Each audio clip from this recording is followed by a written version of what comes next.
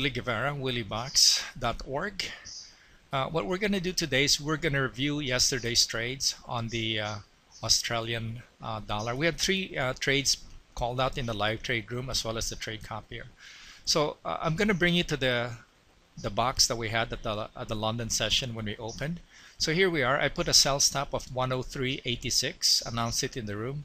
Announced T1. Our original T1 was I think 15, but I adjusted to 11 because it took forever to get there.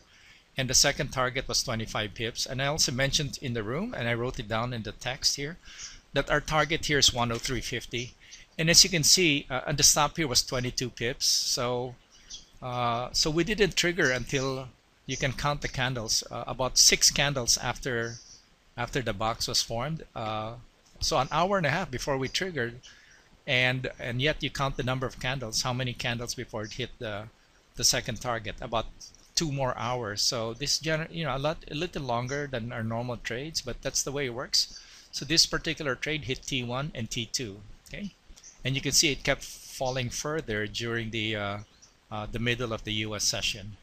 Right now this is trying to go long, I believe, in the Aussie dollar. So let's review the next trade that we took.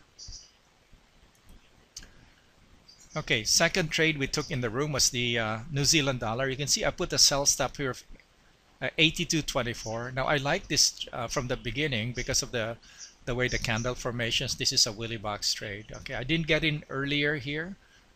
Could have entered at 82.30, but I thought that was risky.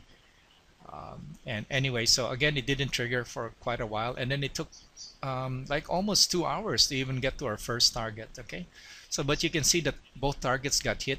10 pips and 20 pips as well before price cycled up during the US session and then cycled down later. Okay, so and then the third and final trade was what you would call an Indiana Jones trade.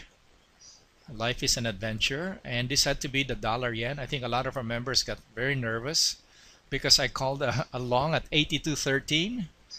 Where's Marik? I know Marik was even questioning, why did I go long here?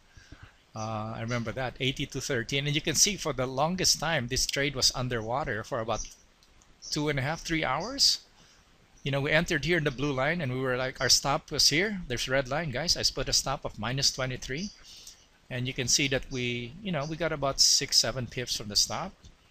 But everything works out in the end because it follows technicals. As I told the members, dollar yen went down, severely down from the day before.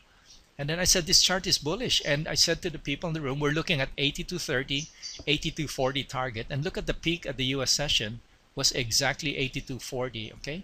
So it hit our targets here of, both our targets, 15 pips and 25 pips were hit. And then it continued further during the US session. And the day before, this was our trade on the dollar yen the day before.